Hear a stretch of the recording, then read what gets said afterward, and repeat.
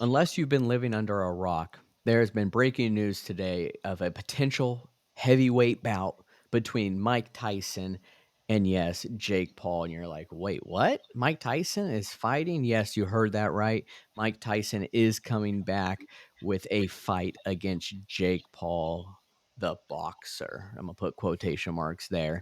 And we have a humongous, and I mean a humongous UFC 299 card ahead of us as well. Pay-per-view event you do not want to miss. And also, we have a quarterback that we want to talk about who, well, he got a record buyout. He's living it big. And, well, he's got several teams that really want to sign him. We're going to talk about that as well. I am your host, Matthew Raridan, and this is Total Sports Talk Beyond the Lights.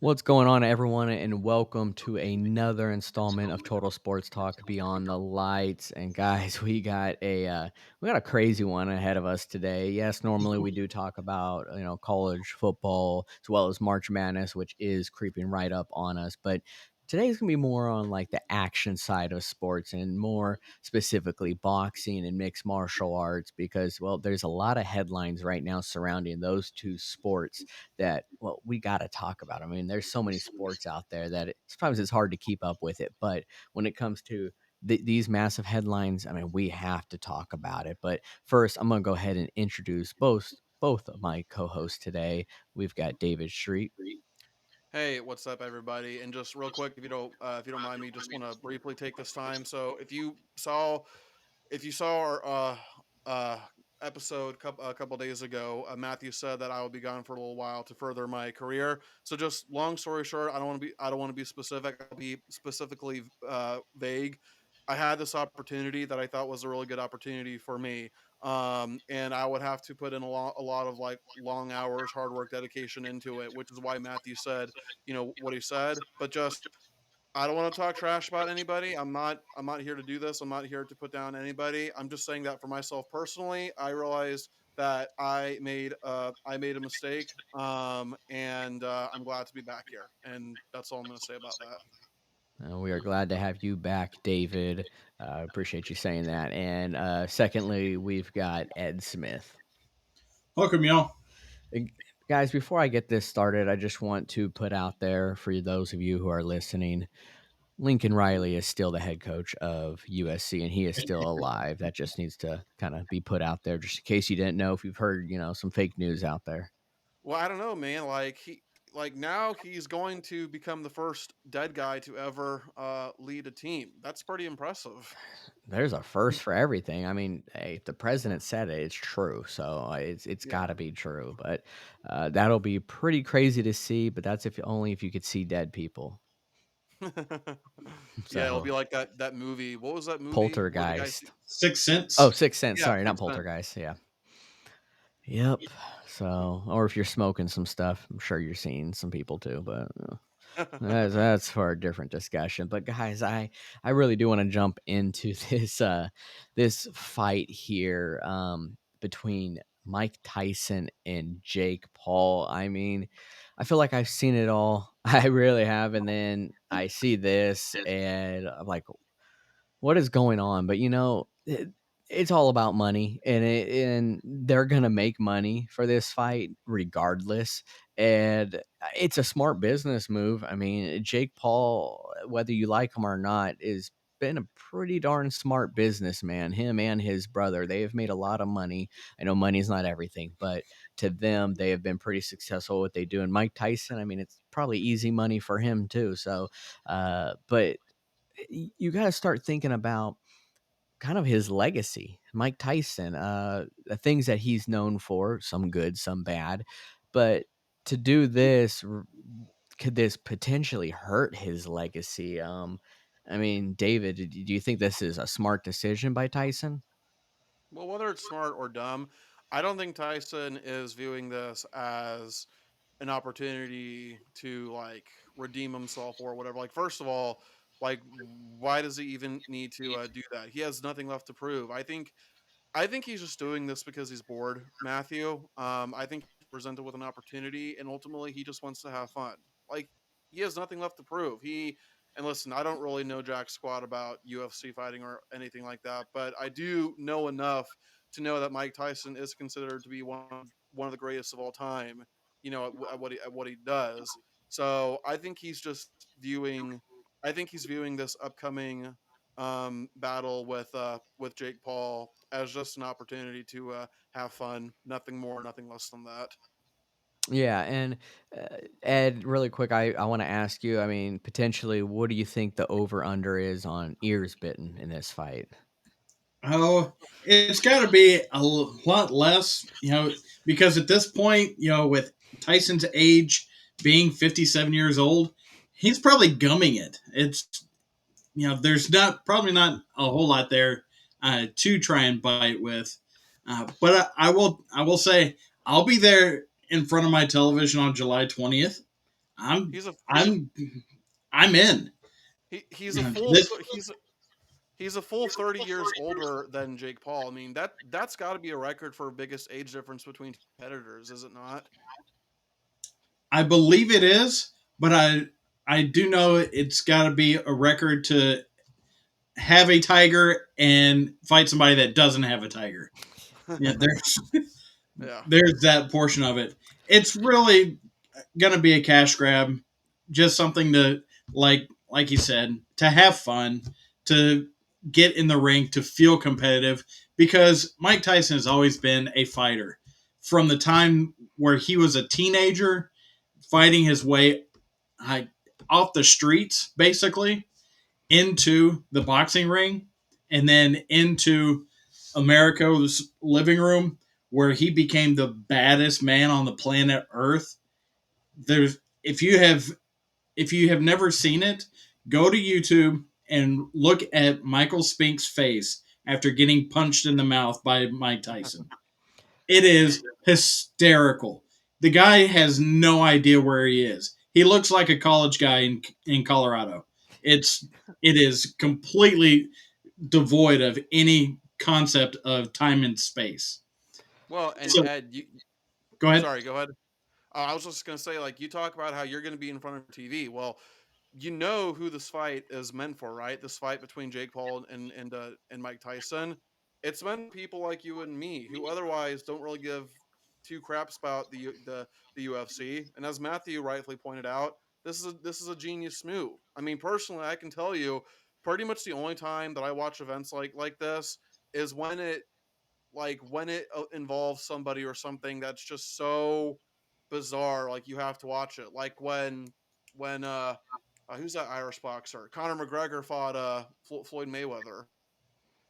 Yeah, and this kind of harkens back to a time when I was a kid, before the age of the internet, where we would sit around and think. Me and my buddies would sit around and think, who would win in a fight between Donnie Baseball and Roger Craig? It's Right. like, you would think of just the weirdest combinations of people to get in a fight. Who's going to win in that scenario? Well, here we are in real life. This is the real life Rocky Balboa movie, where the guy is way older than the other guy. And it's not about how hard you get hit, it's about how hard you can, or whatever the line is. It's How many times you get back up when you fall? exactly, and Yeah. keep moving forward. You know, so that whole thing that's playing out in front of our eyes with this. This is going to be just eye candy for people, like you said, people that are not into fighting. But to me, there is an ulterior motive for Jake Paul. And Matthew, I think you had a couple of notes on that. Yeah, don't let it fool you. Mike Tyson may own a tiger, but he's got that dog in him. Okay. Mike Tyson did have it really rough growing up. If you've ever watched or heard his story, it took a lot for him to get to where he is today. No, he is not a saint by any means, but he could have had it worse. He could have been possibly dead by now if it wasn't for some of the choices he made. And Mike Tyson was the most feared man on the planet for a while. I mean, that you did not want to be in the same ring as that guy. Uh, Many people feared him, and rightfully so. But Jake Paul is fighting him, 30 years past his prime. But Jake Paul does have some skill. And yes, I've mentioned already about his this business side to things. And, Ed mentioned that he's gonna be sitting in front of the TV watching this. And, that's actually the perfect thing because most people, you think, all right, if I'm gonna have to sit in front of the TV, you know how much that's gonna cost because I'm gonna have to order on pay-per-view? No. Do you have a Netflix subscription? You get to watch it. This is going to be one of the first things that's going to be streamed on Netflix. Actually, I want to say the first thing ever was when F1 and golf came together and did that live little event. That was the first live sport event on Netflix. Well, now this is going to be like a pay-per-view event on Netflix. So if you have a Netflix subscription, you do get to watch this. If you don't, well, go find someone who has one. You can't steal their information anymore thanks to Netflix's new rules. So you got to go over their house. You got to be friends. Go bring some chips and guac. But this is going to take place at Cowboys Stadium, July 20th. And, unless it's Madison Square Garden, I can't really think of a better place for it to be. I mean, Cowboys Stadium is where almost every big event is happening now. It just seems to be, everything's bigger in Texas and it's going to, draw such a huge crowd. And Jake Paul is, like I said, as much as you may hate the guy, you kind of have to respect him with what he's doing. He has now recently started a new sports betting, and its initial finance investment of $15 million, but right now it's being evaluated already in the industry up to $1 billion. I mean, anything this guy touches right now kind of turns into gold. I don't know. It's almost like the Taylor Swift effect. I don't think I've met a single Taylor Swift fan, but people love her apparently, and Jake Paul's kind of the same way. So, I mean, guys, I know you may not know where Jake Paul's even from or what he's even famous for, but I mean, can you guys respect at least what he's doing? I know that he used to do a lot of vlogs. Yeah. I respect the fact that this isn't the first fight that he's been in. I respect the fact that he has actually been in the ring in a couple of different ways before a fight like this. This isn't like celebrity boxing where Hmm. you get two people that have never seen the inside of a boxing ring just kind of Yeah. waylaying on each other and just looking a fool for the Well, cameras. and also to be fair, I mean, like Mike Tyson is going to be the best opponent that Jake Paul faces, so that should kind of tell you about the competition that Jake Paul has faced before. Yeah, exactly. He has fought, some washed up UFC fighters. Like I said, UFC, these aren't boxers. He has fought one boxer, and that is Tommy Fury, the younger brother of Tyson Fury. Hmm. And Tommy Fury did win that fight. But Jake Paul has trained in boxing. He is by no means a professional boxer, but he does have skill. He just recently won in by knockout just literally a couple days ago, if not a week ago. But yes, Mike Tyson does have the experience. However, though he is a little bit older, I don't know how that's going to really play when it comes to this fight. But David, you are correct. This is going to be the toughest fight that he will have. I mean, he Yeah. can be knocked out within 1 second with Mike Tyson's strength. And obviously, like when I say Mike Tyson, like I mean like Mike Tyson in the position that he's in right now, like some time after his prime. And then also the other thing too is that I believe Mike Tyson is viewing this as just something to have fun with. But I think for Mike Tyson, it's sort of a win-win for him. But for Jake Paul, it's a lose-lose. And here's what I mean by that. I think it's a win-win for Mike Tyson because even if he loses, he can just say, "Well, this was just a meaningless exhibition. I was only here to have fun, and plus my record, my career speaks for itself." But if he wins, then he can say, "Ha, like I'm 20, 30 years past my prime, and you can't even beat me." Whereas with Jake Paul, likewise, if Jake Paul wins, then it's like, well, you only beat a guy who's way past his prime. But if he loses, then it's like, haha, you lost to a guy who's way past his prime. Oh, I believe that it's definitely a win no matter what happens for Jake Paul, because you look at all the advertising that's going to be on the ring, and it's going to be Jake Paul's companies. It's going to True. be Jake Paul's and Netflix. Netflix is paying the bill for this, so they're getting paid for it no matter what, and he's going to get all the exposure from every person that has a Netflix subscription that is even just curious about a fight like this. That's a lot of eyeballs. That's a lot of people in a lot of states that now have gambling. That is going to be something that gets them to go ahead and start putting their money into Jake Paul's company. So there's not a loss to be had on his side because he's accomplishing the exact thing that he's doing this for. This is all True. about exposure for his company. And Mike Tyson's there along for the ride. He's going to get a cut. So he's like, this is what I know to do. All Jake Paul has to do is slip that left hook from Mike Tyson because that is the punch. That is the Yeah, I one mean, that will have you looking stupid. yeah, Yeah. no, for sure. I mean, Jake Paul and his younger brother Logan, like they both have really found a business opportunity, and they've run away with it. As you said before, Matthew, say whatever you want about the Paul brothers, but nobody can deny that they definitely know how to work business.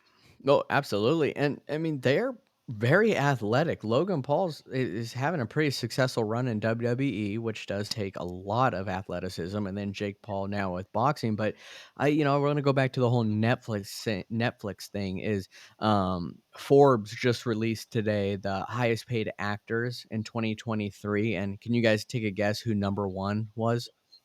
Tom Ryan Cruise. Reynolds? You said Tom Cruise and Ryan Reynolds. No, and like I said before, keyword Netflix, and you may or may not guess it, but there's one guy who has a. I mean, there's several people, but one guy who is Netflix only now contract, and that is Adam Sandler. Adam Sandler Oh, led all actors in 2023 with most income, and that is only Netflix based. Can you even name a movie Adam Sandler was in 2023? You may or may not be able to. He was not in a lot, but you got to keep in mind it's not just him being in the movie. He also has his production company, Happy Madison Productions. That all goes into factor. Well, the same thing can be said with Jake Paul. Like Ed also said, the ring, every advertisement you can think of is going to be tied to him. This fight, I mean, he may walk out of this fight $60 million plus because that's just how much he'll probably get paid. Netflix, I mean, they make a lot of money and they also, spend a lot of money. he could get his ass kicked, and he'll be like, "Hey, who's laughing now? I still made all this money."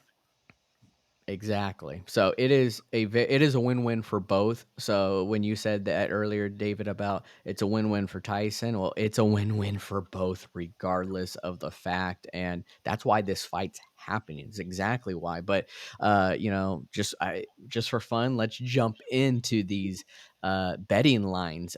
Who exactly is favorite right now? And uh, because of age, it's probably why, but Jake Paul is the heavy favorite right now.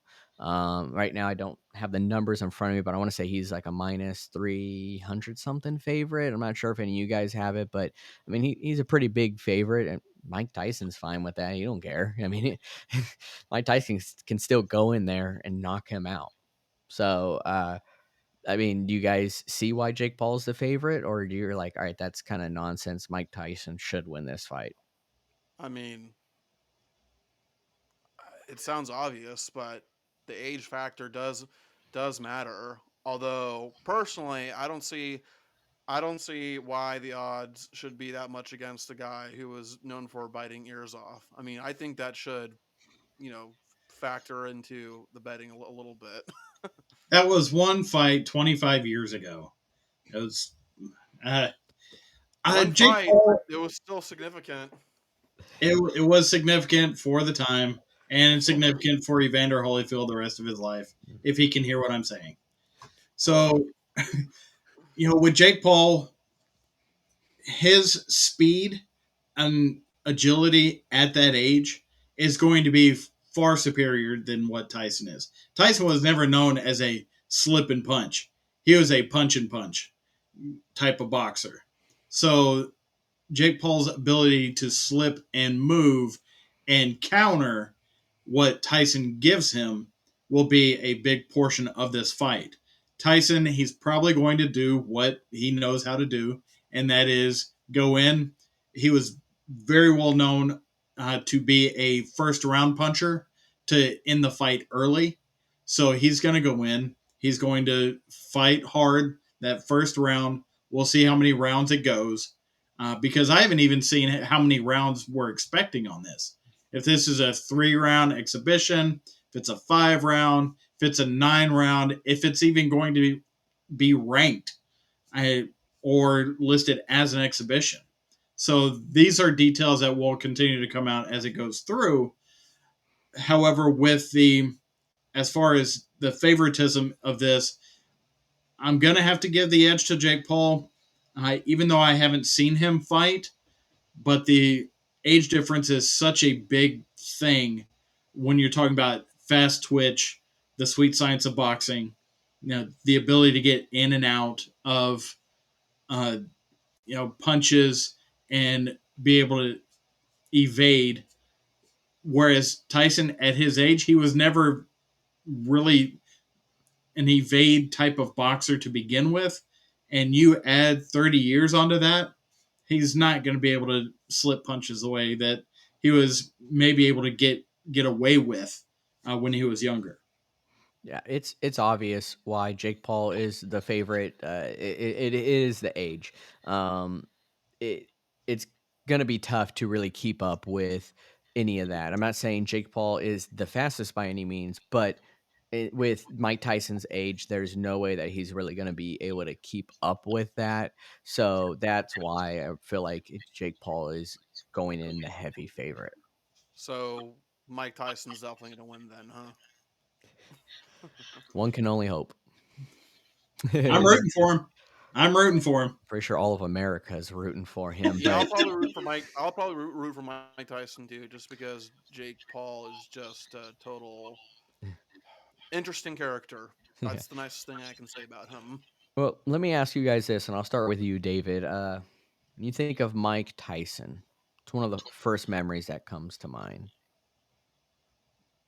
I mean, we've already mentioned it, but it's the biting of the ear. Yeah, I mean, it seems like that's pretty much majority of what he's known for. I mean, actually, he's known for a lot of things. We've mentioned most of them, but And also the yeah, fact that he has probably the greatest lisp of all time. that he does too. So, but Ed, I mean, what is something that you think of with Mike Tyson? I remember him mowing down everybody, probably 20 fights worth before he wound up being sent to jail on a false accusation. So the whole ear biting thing, that was fights after he was in prison for a couple of years. And the world was actually I it was a missed opportunity that I think of Mike Tyson first. It's it would have been the ability to have Mike Tyson and Evander Holyfield, two of the best heavyweights of the era, fight each other in the prime of their era. We got robbed of that, so those fights with Evander Holyfield that happened after that, it was kind of a shell of what it should have been because Evander Holyfield was a pure boxer. Mike Tyson was the brawler, and it was just going to be so fun watching it. As far as uh, first remembrances of Tyson, I was there. I'm not going to say I was there, but I was watching boxing when he was coming in and just murdering people in the middle of the ring within 30 seconds of the first bell. It was that is why he was known as the baddest man in the planet, because you could not stand toe to toe with him for 10 seconds without knowing that you were going to be on the ground with no idea where you were, a la Michael Spinks. Yeah. Yeah. Correct me. David. Yeah, correct me if I'm wrong. Um, but wasn't part of the reason Mike Tyson got that, that significant eye tattoo he has was because it struck fear into his opponents? I could be wrong, but That happened so far after him quitting boxing uh, okay. as a regular profession, that it was just one of those things where he went down a dark path when he didn't have boxing to fall back on. Yeah. So he was like, "Oh, this will be fun to do," Hmm. and boxing, they just flat out hand you a large check, and you go have fun until the And next time you go. and So by he was eye like, tat and by eye tattoo, of course, I mean like the tattoo around his eye. Because if you "Yeah, ever get an eye, like you might need psychiatric help if you actually. oh, I've Yeah. seen some weird ones." Yeah. Sorry to Yeah. put that image in y'all's minds, but Yeah, Mike Tyson, I think we've gathered, he's known for many things from, like Ed said, just mowing down and murdering his opponents practically in the ring, to biting his opponent's ear, to his famous speeches after his fights, how he broke his back. They're one of the funniest videos you'll ever Final, see. Yeah. final. And Hangover, he it's like his career just was resurrected when Hangover came out. He's just been known for so many things, but he was an amazing boxer. He was, the pit bull inside there that you did not want to face. And Jake Paul could find out the hard way that this could indeed Mhm. happen. I know he's 30 years older, but I mean, you look at the fights that they've had. Mike Tyson's had a total of 58 fights versus Jake Paul's 10. So the experience is clearly not only going to be on Tyson's side, but it's gonna be by a lot. I mean, this Jake Paul just started fighting, so Mike Tyson has 44 knockouts in his career. How I think how I could see Mike Tyson pulling off the upset, um, is if he basically drags the fight long enough and wears not Logan, Jake Paul down. He tires Jake Paul out, and he attacks Jake Paul when he's at his weakest. Come on, Ed. That's a good strategy for someone like Mike Tyson at this That point. is not Tyson's game. That is not Tyson's fight style. Tyson's But fight it's style also been is to many years. get in the ring, knock him out, and get out. But That's Ed, it. it's also been many years since he last fought. Okay, you really think it's smart for him to run the same strategy all these years later? If you've seen his training videos that are out on the internet now, that's exactly what he's doing. All Yeah, right, fair enough. He's not fast enough to be able to stick and move and dodge and extend the life of the fight. This is going to be pure power and basically coming at him like a freight train. yeah. All right. This isn't the first time something like this has happened. UFC, which we're about to talk about actually right now. There's been several fights where you know that your opponent is going to throw this punch, this combo, this kick, whatever it may be. You know it's coming, but you still can't stop it. And Mike Tyson's known for his left hook. Guess what? He's going to continue to throw that left hook the whole fight. And all it's going to take is one of them to connect, and he's lights out. So you still may know your opponent's game plan, but sometimes you just can't stop it. So we're going to find that out come July 20th. But before we talk about UFC, I want to give a huge, huge, huge shout out to American Daily Press, also known as ADP. There are a new news organization, kind of a tongue twister there, that is really seeking to bring truth back to news. It seems like anytime now you want to turn into news, whether it's articles, videos, live news, it just seems like partially the truth. Well, ADP is opposite. They want to actually bring legitimacy back to the world of journalism.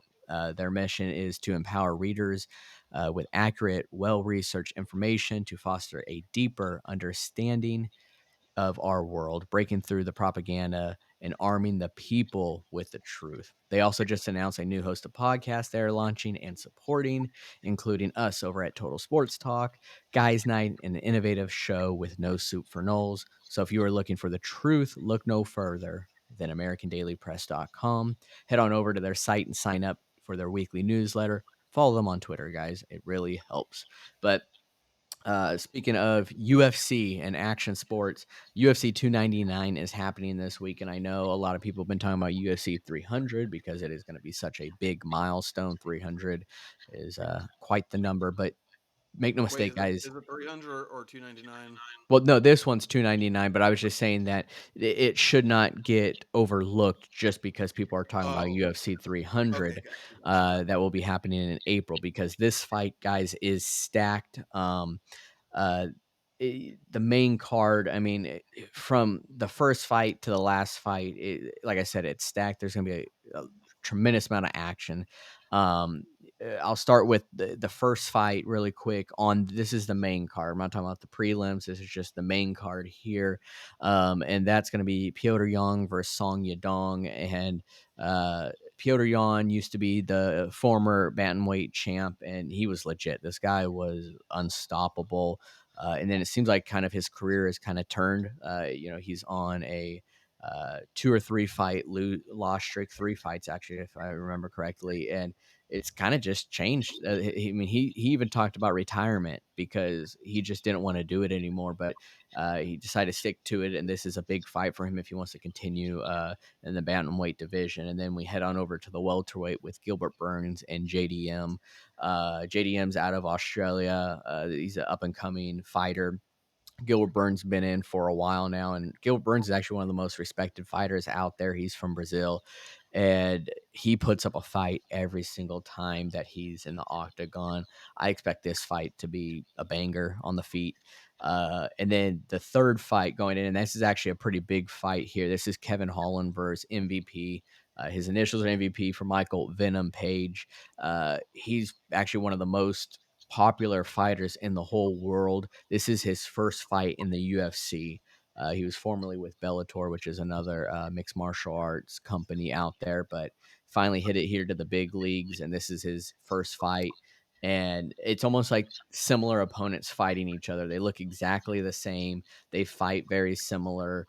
But MVP's got that swagger to him that could easily win the fight. He has actually one of the most like viewed viral knockouts ever. If you haven't seen it, I urge you to look it up. MVP, it's worth the watch. But the co-main event is Dustin Poirier versus Benoit Saint Denis, and Dustin Poirier, everyone knows him. I mean, he practically knocked out and broke Conor McGregor's leg in half. He's a really stand-up guy, also a really well-respected UFC fighter. But Benoit Saint Denis is one of the fastest up and coming fighters in the lightweight division. He's actually the favorite, which is crazy because Dustin Poirier, his last fight was a loss, and he's never lost back to back, interesting enough, in his career. So you would think, with that being said, he'd be the favorite, but that's how good this Benoit Saint Denis is. But on to the main event, and this is pretty much why everyone's tuning in to UFC 299, and that is Sugar Sean O'Malley, who is the UFC bantamweight champion. He is facing off against Marlon Chito Vera, and interesting enough, Chito Vera is the only loss that Sean O'Malley has on his record, although Sean O'Malley refuses to consider it a loss. And I'm going to ask you guys this here. I mean, just you guys are sports guys. um, if let's just say you punch someone and their nose completely shatters, like shatters. I mean, it's broken in several pieces, and they they can't fight anymore because it's just that bad. And they call the fight, it's over. Mhm. Did the guy that punched him win the fight?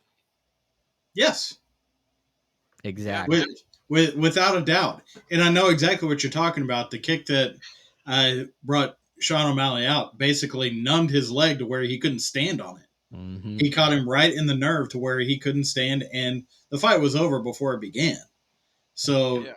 it was such a quick turnaround, and to have O'Malley not consider it a loss, I don't quite understand that.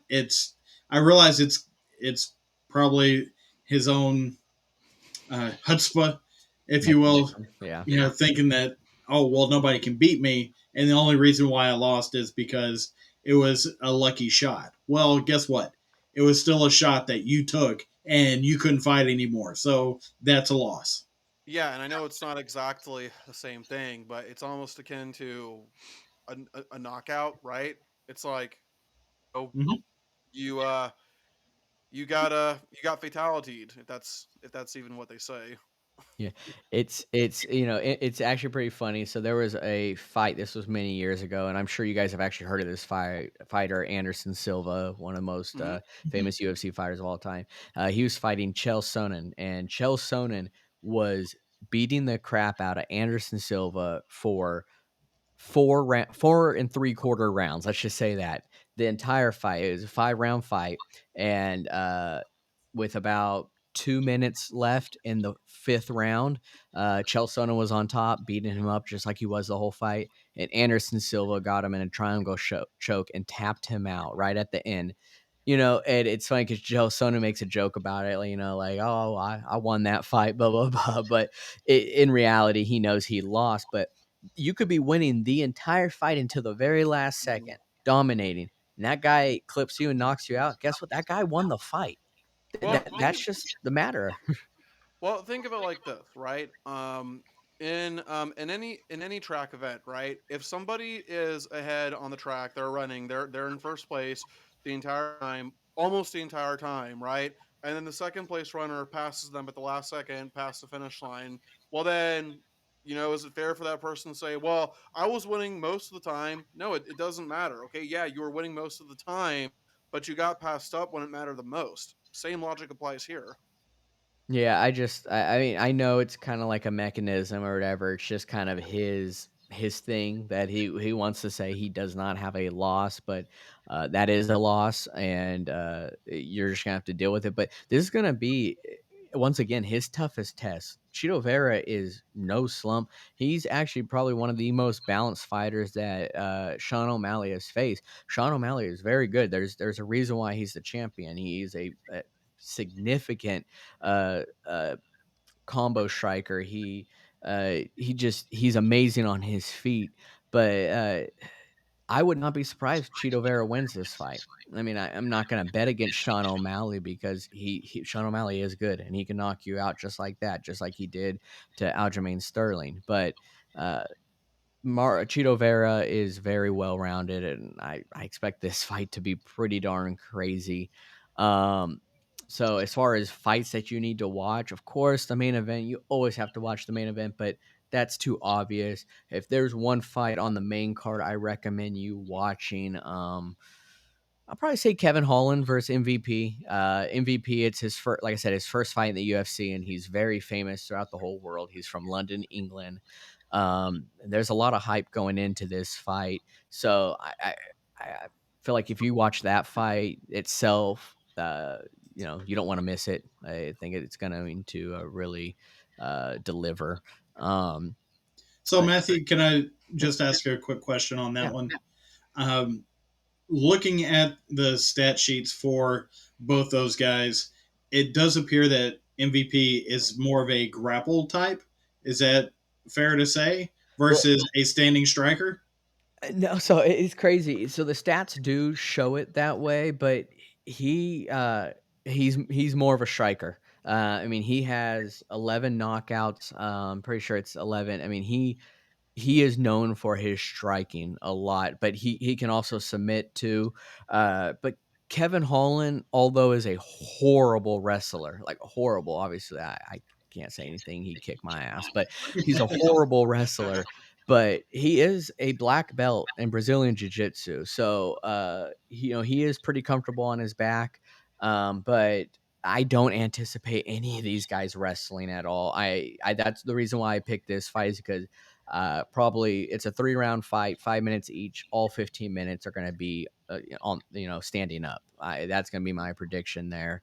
I don't anticipate any wrestling unless maybe they have to or something. But it's going to be an interesting fight for sure. Real quick, I wanna go back to what you were talking about, Matthew, about Anderson Silva getting his ass kicked by that Chell dude or whatever his name was. Um, I mean, I don't think I saw that. I don't think I saw that fight, but it sounds to me like Anderson Silva, and you can correct me if I'm wrong, but it sounds to me like Anderson Silva was just kind of, playing with his toy there. Because to me, there's absolutely no way in hell that you get your ass kicked like that for a long period of time, and then you do the ass kicking just like that, unless you know what you're doing. Well, it wasn't necessarily he did any ass kicking. It's just Anderson Silva, who is Brazilian. You were practically born with a brown belt in Brazilian Jiu Jitsu the second you come out of the womb. And uh, triangle choke is a very, very common move in Brazilian Jiu Jitsu, and one that he is actually amazing at. It just so happened that he caught him right at the right moment, Mm. and sunk it in deep. Anderson Silva was one of the best to ever do it, but he had met his foe that day. But all it takes is just one, split moment for that to change, and that's exactly what happened. He found his moment, and you could call it luck, you could call it skill, whatever it may be, but it won him the fight. It really did. I mean, I urge you to go back and watch that fight because it was so lopsided. I mean, no one had ever done that to Anderson Silva, and I mean, no one.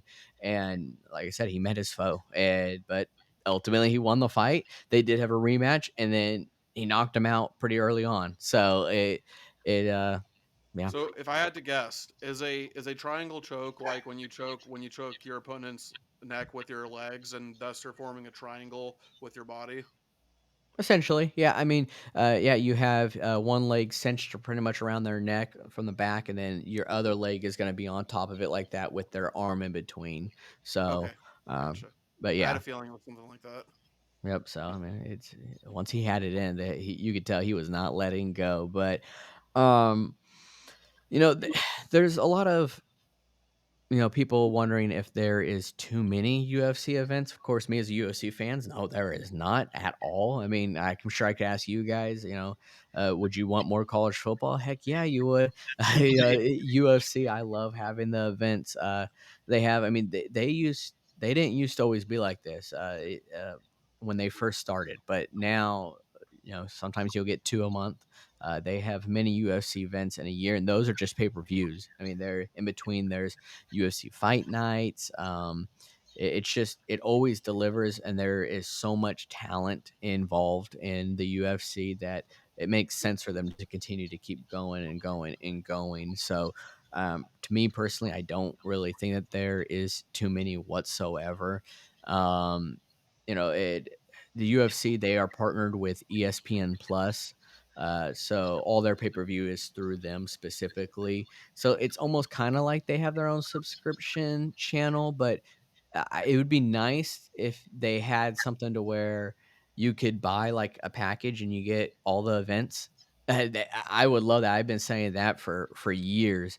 Why can't it just be more affordable? And I'll let's just say $200 a year and you get all the events you want.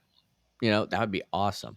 But, pay-per-views are like $80 every time now, and, either people pay for it or they illegally, watch it, and Dana White always tells you, "Yeah, I will fine you." "You watch it illegally, I will fine you." I mean, he's really serious about that, but, I mean, $80 is pretty expensive. That will be my one negative there, but, I'm a Well, sucker. with five pay per view uh, cards uh, already scheduled for this year, which I'm sure there's going to be more as more get scheduled as we go on. Mhm. What would it take? What does it take to get Dana White to put this together as a like a separate website, a separate subscription service to make sure that all of his stuff is being seen by the fans that he wants to have see them, and then disperse from there. Because like you look at the card for UFC 299, it's the main event that you uh, ran down that is going to be on the pay per view. The rest of it, you're still going to see some good fights, Mhm. through ESPN and ESPN Plus. But what would it take for you as a casual fan? Is it the $200? Would it be 250? How much is too much for to do that instead of paying $80 per pay per view to go ahead and keep watching UFC? I mean, I think I'd probably cap out the number at like 300. Because not only are you paying for the pay-per-view, but you have to have a ESPN Plus subscription, which is, $130 a year. So I mean, you're already looking at that plus any pay-per-views you order on top of that. It does add up, and personally, I wouldn't want to spend more than 300 a year for that. But I think what is it going to take, maybe for him to actually do it? Um, Maybe he's partially kind of there. So one cool thing that they do, whether it's them or ESPN Plus, is if you go on there, they have fights on demand, and they usually do it tailored to who's fighting. So if I were to go on there right now, chances are they're going to show probably all of Sean O'Malley's old fights, stuff like that, which is cool. But when I say that maybe they're partially there, is because, or could happen someday, is UFC and WWE just partnered up, or UFC bought them out. I can't remember exactly what it was, but WWE has what's called the WWE Network, where you could get the pay-per-views, you could watch old fights and all this stuff, and it's like a package. Maybe that's something the UFC should take into consideration, because it may work with WWE, and if that's the case, they kind of were your guinea pig. So, but I don't know how long UFC and ESPN's contract is. So, but if you're anything like Florida State and the ACC, you could get out of it. There's a way. So the popularity of USC. So you're saying that there's enough popularity to sustain that many events throughout a calendar year? Oh, absolutely, by far. The only thing that could slow it down, it's not viewership, it would be fighters and injuries. So after each fight, they get evaluated medical wise, and most of the time they'll get what's called a medical suspension, to where they can't perform within that time, and that could slow things down if they on turmoil as far as trying to get their next fight and so forth. But uh, there in each division, I can't tell you what the number is, but each division in the UFC has many, many fighters. You hear of the top 10 or even the top 15, but behind them, there is a lot of other fighters too, and they're all trying to make their way up. So they easily can sustain that, if not more. So, but you make money. I mean, the more you push it out, the more money you make. Yeah, and we were talking about Tyson earlier. Part of the allure of the pay per view event was always the rarity of it. Hmm. It would be 9 months, 12 months, 15 months before the next event happened. So everybody was willing to go, I'm going to put my money down and pay for this fight on my television. I'm just kind of curious how it really can be sustained with $80 every month. Basically, having having that happen for a pay per view event, like I said, $80 a month for pay per view. There's no rarity there. There's a hard thing of build up for these fights when oh well, I've just got another one in a couple of weeks. So it's to me wanting to see that big event every so often. That's what I'm kind of getting at there versus, you know, those like yourself that are really into all the UFC stuff. The casual fan wants to tune in for a huge event, not an event every other week that I'm getting paid. I'm getting not paid. I'm having to pay $80 to get the main event of it. Yeah. Yeah, yeah, the rarity I think brings more excitement. So I totally agree there. Looking forward to something and there being time in between, I think adds so much more excitement to it. But I just think with how much talent there is now, it still brings excitement to some people. I'm not saying that people are going to order every pay per view event because I don't. I may do two a year, but like say you're a fan of one person, you're going to watch, let's say person A, you're going to wait a couple months to watch person A, while someone else is waiting a couple months to watch person B, so each time there's already a fan base waiting for that to be their one pay-per-view they purchased that year, just something like that. So that to them, it may be a rarity because they're just waiting for that one. Whereas others, maybe they just have more money and they could order every single one. I mean, it'd be nice because I would love to watch all of them because that's how much I love the sport. But I can't. My wallet says no. So I yeah, agree. it's just like the best way I kind of put it is like I'll include David into this is right now your starting quarterback is Graham Mertz, but how excited are you to watch DJ Lagway? Oh, I'm very very excited. I mean, and I'm excited because Graham Mertz I thought had a decent year last year, so the natural expectation is that he'll be even better, and then he'll pass the torch onto a 5-star quarterback. I know 5-star. I know the stars doesn't mean anything as in a prior episode I went on a long rant about that, but still, if you're a Gator fan, you have a lot to be excited about with their quarterbacks. Yeah, I mean, it's just it's always going, and there's always next man up, and it just continues to go, and that's why college football is a 365-day business because it's always on to the next.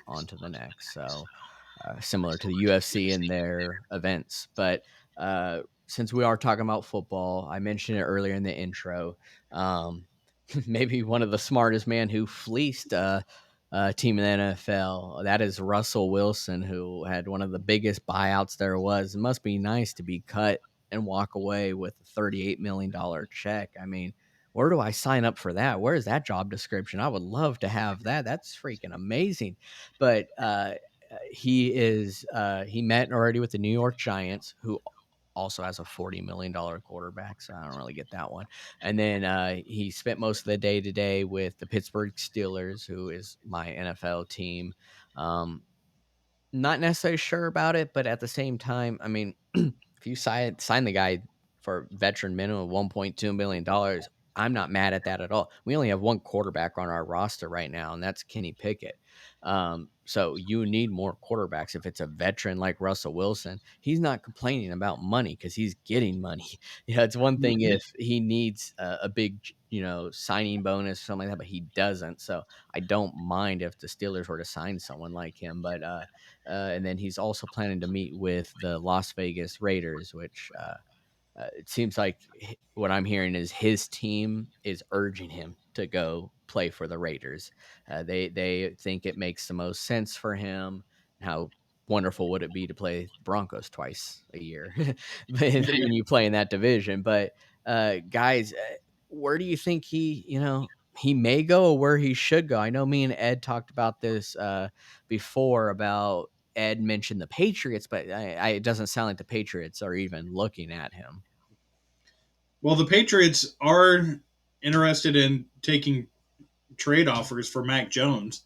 So we know that they're going to, that tells me that they are going to draft a quarterback. Just simple as that. But you've got to have somebody to help fill the roster with him because Zappy time is not going to get you anywhere either.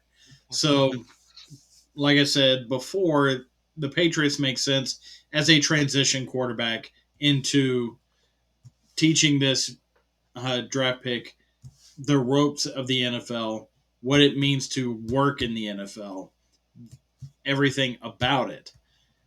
As far as Russell Wilson himself, he's over the hump of who he was.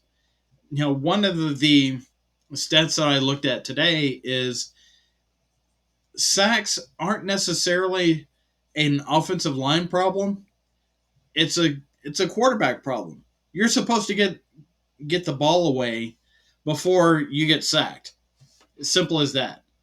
Russell Wilson, the past 2 years, you can tell me all about the touchdown to interception ratio and all that stuff, but he is being sacked on almost 9% of his dropbacks. That's not going to cut it. You cannot sustain that way in the NFL. So he is not the elite quarterback that he used to be. This idea of him going to the Giants and Steelers, that's got to be a transition until the next guy comes in. It's not something that can be sustainable and long term for Russell Wilson in this league at this point. I, Yeah, I'm not sure Russell Wilson was ever an elite quarterback, and I think we talked about it before. I think it was just simply a product of Dave Cannell's system. Because I think one of the marks of a truly elite quarterback is they can succeed in whatever system they're in. We saw it with Peyton Manning, we saw it with Tom Brady, and if you think about it, we've seen it with Aaron Rodgers as well because he had both Mike McCarthy and Matt LaFleur. Unless was Matt LaFleur the offensive coordinator during his time there, Ed? No, Matt Okay, LaFleur came in as the head coach. okay. Then yeah, then my point stands. And also just see, I don't know where Russell Wilson's going to end up, but also I think when it comes to Russell Wilson, I used to think that he was the most real person in the NFL. But now my opinion has totally shifted, and I think he's the biggest fraud in the NFL, hands down. I mean, first of all, like, what did he do? Like, he comes to the Broncos, and he apparently wants his own executive office. Like, who the hell do you think you are? I don't care. I don't care that you're not a rookie. I don't care that you're a veteran who had some success with Seattle. You're not an executive. I mean, did Peyton Manning, Tom Brady, did either of those guys have their own executive offices while they were still football players? I mean, this guy basically got ran out of town from Seattle, right? It got to a point where pretty much almost everybody on the Seahawks hated him. Now he's being run out of town from the Broncos. Like, clearly there is an issue with this guy. Is there not? It's the brand building that he does. It's all about the Russell Wilson brand. Well, I never saw Peyton Manning have a brand while he was playing. Yeah, he played in a bunch of commercials and had a good time, being a celebrity, but it wasn't a brand. Tom Brady, he wasn't a he was TB12, but the whole TB12 thing didn't really happen until after he left New England. So he wasn't building a brand in New England. He was simply being a patriot, and that's all he was there. So Russell Wilson thinking that he's bigger than everybody else, it's because of the brand building that he's done. And I'll just say it: since he got hooked up with his wife, it's weird how that becomes a thing, but it apparently did. Yeah, Mm-hmm. he reminds me of that quarterback from The Replacements. That Shane Falco or No, not Shane Falco, who he replaced. You know, Martell? yeah, Martell. Martell. He comes back. That's my parking spot. The fans don't like him at all. Same thing applies with Russell Wilson. It's like it's that brand that he built up. Same thing with Martell. It's just uh, that's how I feel like they're very similar in that sense, but. Where he's going to end up, I'm not really sure. I think my Steelers kind of have an identity crisis right now. I mean, I'll be honest, but it's true. But I we need another quarterback on the roster. Like I said, we only have one signed quarterback for the year, and whether we plan to fill that in the draft or free agency, we still have to fill two more spots. So bringing him in on a veteran minimum and him being in the league for a while, I don't necessarily mind that because it's not going to cost us much. But we'll see where he ends up going. But really quick before we hop off the show, the Fox we just found out is going to be broadcasting Friday night college football throughout the season, starting this next year. And you heard that right. Friday night college football, not Friday night high school football, but Friday night college football. And I feel like Ed's going to have a couple things to say about this. Well, the high school football players, they are trying to get their time out on the field with all their friends and family watching them, just having the time of their lives playing football with their brothers on the high school level. Well, if you have college football doing games on Friday nights, you're basically tamping down on the tradition of Fridays for high school, college is for Saturday, and NFL's on Sunday. Yes, we have college football on other days of the week, but nothing should be on Friday because that's not for them. It's for these kids that are trying to get noticed, that are trying to get recruited, that are trying to get everything that high school football affords them as an opportunity. College football, they can have Saturday. Leave Friday alone on that. It's not for you. Yeah, I totally agree. It's almost like I agree saying, as well. uh, we're going to schedule, Augusta, the Masters on Sunday. Oh, we're also going to schedule the national championship basketball game on that same Sunday. It's like, no, let's not. You just don't do those things. Each sport has their time to shine, and you just don't really cross that line. And Fridays are high school football, Saturdays college football, Sundays, NFL. I mean, it's been like that, for a while now. Yeah, you have some games kind of stranded differently now, but that's just for the most part what it is. So I agree with you there, Ed. Yeah, and to take that one step further with your analogy, Augusta and the Indy 500 on the same weekend? No, that's not going to happen. Yeah, it's a 4 day event. It is, but Sunday is really where it's at. Exactly. So, but yeah, guys. I mean, it was a great show today. Please hit that like, that subscribe button. Continue to really support these videos and share them. It really helps us out. And drop in the comment section, of course, all your crazy predictions. If you feel like Jake Paul is going to win this boxing match, Mike Tyson is, an ear is bitten, a nose, whatever. I don't care. Drop in their prediction. There's probably a bet for it somewhere too. I mean, there's a bet for everything now. So go ahead and drop in the comments your predictions on that, as well as UFC 299. I mean, that is going to be a big event, but of course, UFC 300 is going to be massive, and we will be talking about that. And then where do you think Russell Wilson is going to end up? I mean, how many years does he really have left? Do teams really want him? So be interested to see what you guys have to say. But keep continuing to support us, guys. We appreciate that, and we aim to give you all the content that you guys desire. But till next time, guys, we are rounding third, and we are headed for home.